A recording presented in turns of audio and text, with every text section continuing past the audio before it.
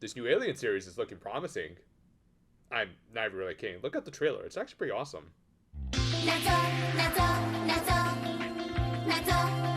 We opened this one with Milky Holmes getting off a train while Nero was tied up, Ellie was just in a shirt, Cordelia was zombified, Hirano had a facehugger, Tsukiko was a magical girl, and Gogo13 was getting some pussy. So, yeah, day ending and why really? But I guess Kokoro needed some clarification, so we spent the episode flashing back to the beginning of the day. The G4 were investigating a letter sent to them of someone threatening to bomb the great detective Kamakura. And yeah, for those who know their Japanese tourist traps, this thing was based on the Great Buddha of Kamakura, which is basically Japan's equivalent of the Statue of Liberty as a big bronze statue that unfortunately has been mistreated a lot over the years, with people either stealing parts of it or graffitiing on it. Anyone want to bet that if he hadn't been deported, Johnny Somali might have tried to give it a lap dance? Thus, the G4 were deployed to stop what was essentially a terrorist threat. The Senator themselves challenged them to find them on the Eno Express to Kamakura, so yeah, this is obviously a reference to Agatha Christie's famous Murder on the Orient Express, which has been parodied a lot over the years.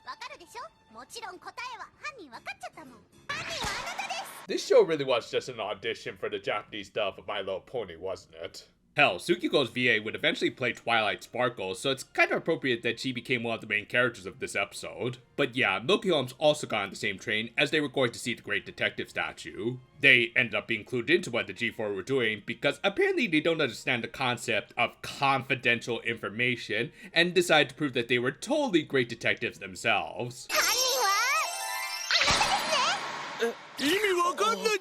Not gonna lie, I kind of thought the same thing. Anyway, like in the Orient Express, they found a quirky cast of suspects when they checked the rearmost car, which included Irene's father, the Flasher from the last episode, the Lard Kid, and the aforementioned Gogo13, which, yeah, they were really pushing this whole parody thing, when literally that's just the dude himself. A pair of glasses doesn't suddenly make him legally distinguishable from the real IP, just saying. Though yeah, and Kokoro had been KO'd for reasons we'd learn about later. Anyway, considering that Murder on the Orient Express was an Eric Cole Ported story, you'd think they'd make Ellie the main character of this story. Please do something, the birds weren't raised right! She did get some help from the Flasher, who gave her his very dirty trench coat, so thankfully, Gogo proved to be the Giga Chad he is, and gave her his shirt. However, when one problem was solved, another one arose, as someone had stolen all of the bento boxes that were going to be sold on the train. Nero accused the Lard Kid of being the culprit because it totally couldn't have been anyone else. Yeah, I'm really not vibing with this new voice for Rick Sanchez. In probably the funniest bit of the episode, Irene managed to somehow sneak onto the moving train because apparently this girl's a freaking ninja, and when no one was looking, she took the unconscious Kokoro away to have a little fun.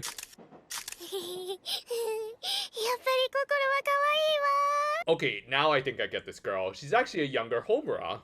Meanwhile, the G4 tried to find their leader and suspected that her father had done something. And this is when they found the facehugger that latched onto Hirano. Hilariously enough, Gogo was also doing a job at the background because why not do two parodies at once, am I right? Well, okay, actually, this thing totally wasn't a facehugger, but rather a new species of horseshoe crab that he found in the ocean. Oh, I get it. This thing is actually Calvin from the movie Life. Well, at least the characters in this show are smarter than the scientists of that stupid movie. Anyway, the father and daughter were thrown off the train, having accomplished their path of destruction. From there, they decided to change Kokoro out of her Madoka cosplay, and while doing so, they suggested that Tsukiko try it on, specifically Cheryl and Saku. In the case of the latter, this is clearly meant to be a reference to her VA's most notable magical girl role as Nanoha Takamachi, as the one Irene brought was clearly supposed to be Raising Heart. Meanwhile, in hindsight, it's a little funny that all three of these VAs would eventually play Precure after this. And saying that out loud, I'm starting to realize that I am a massive magical girl otaku.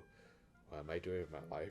Anyway, while Tsukiko was befriending Saku, Cordelia ended up discovering a ticking suitcase. Of course, they figured that it was the bomb that was going to destroy the statue, and thus they tried to figure out a way to dispose of it safely. However, the bomb disposal robot was still a ways away, and Cordelia of course decided to be overly dramatic.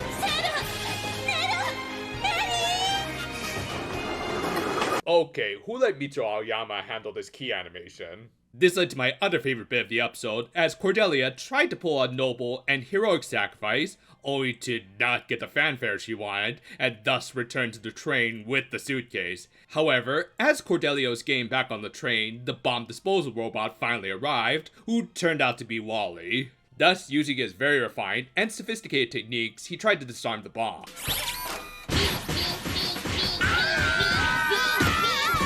We have technology! And it kind of worked, in the sense that it wasn't a bomb, but rather just a suitcase full of Kokoro merch, including an alarm clock. Me every morning. However, they were approaching the Kamakura station and still hadn't found the culprit and his bomb yet. Thus, Milky Holmes and the G4 worked together to try and find them, which for some reason warranted them using the show's opening as an insert song. Yeah, call me crazy, but shouldn't you save that for the big climactic moment in the series, rather than honestly a fairly benign montage scene? I mean, even for a parody anime, this does feel a tad bit forced. Not complaining too much though, as it is at least a good song. In the end, Cheryl points to the Lard Kid as the culprit, who wasn't it, and out of frustration, he jumped out of the train. Well, I'm sure we'll never see that guy ever again. Then, as it turned out, her very first guess was right, as it really was the ticket guy. Cheryl, of course, didn't actually know it was him, but to be fair, I don't think anyone could have predicted this dude's motivations. 明智心の大ファンなんです。鎌倉の大探偵を爆破すると予告してしまったんです。 So in the end, the real villain was stan culture. Why does it feel like that's an ongoing theme with all the magical girl anime I've been reviewing recently? But yeah, it was all just a shallow attempt to be on the same train as Kokoro, and the non-bomb suitcase was also his. Because of course, if he wanted to lure out Kokoro, it's not as though he needed to set us up the bomb and... これが爆弾のスイッチです。赤いボタンで爆発するので。 Okay, take your bets. How long until they screw things up and blow up that statue? But yeah, with that, they took in the culprit and solved all of the mysteries. Well, everything except for how Kokoro got KO'd, which turned out to be because of an insane, but also a really damn creative Rube Goldberg machine that was set off by a combination of Yuri, Cheetos, rackets, and banana peels. That makes sense to me. With that, Milky Holmes finally reached the Great Detective statue and swore on it that they'd reclaim their former glory in 3 minutes. It took them 3 minutes to literally blow its head off. And the episode ended with Orient being clearly, and yet very understandably, disgusted by them. This was a really fun take on a classic mystery story.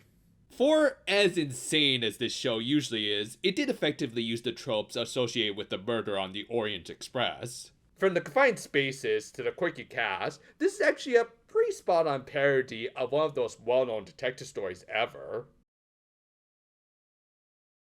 One of the more memorable aspects of the story that this was parodying was the actual amount of stuff that they managed to do in a confined space of a moving train. In the case of this story, it was confined to an even smaller commuter train that occasionally brought on some additional passengers. Yeah, okay, the show did kind of cheat around that aspect, but that's also kind of what made it fun. The characters were literally all over the place at times, and yet always converged back onto this train with Calvin and Gogo 13. Yeah, this is one of those episodes where they really didn't hold back on the parodies, but they used them effectively enough for the comedy. They also, of course, added to all of the randomness of this so-called mystery that actually got solved surprisingly fast, though also not through any help by the Milky Holmes. That's kind of what made the punchline at the end all the more satisfying, and yet also a surprisingly good setup for the actual story of the show, which yes, it does have one that we'll be returning to in the next episode. However, this is still overall a lot of fun with a bunch of parodies, but also some pretty clever jokes like how Kokoro got knocked out and Cordelia's idealized heroic sacrifice. Thankfully though, these magical girls didn't have to lose anything really significant for now. Thanks for watching, and if you need something to entertain you on your next train ride, well, you could certainly do worse than our stuff. We've got something coming out almost every day, including maybe some new shorts that we'll experiment with. Look forward to whatever comes next. Until then, though, fair for now, my friends, and that's an awfully big and squishy egg, ain't it? Now, where's my flamethrower?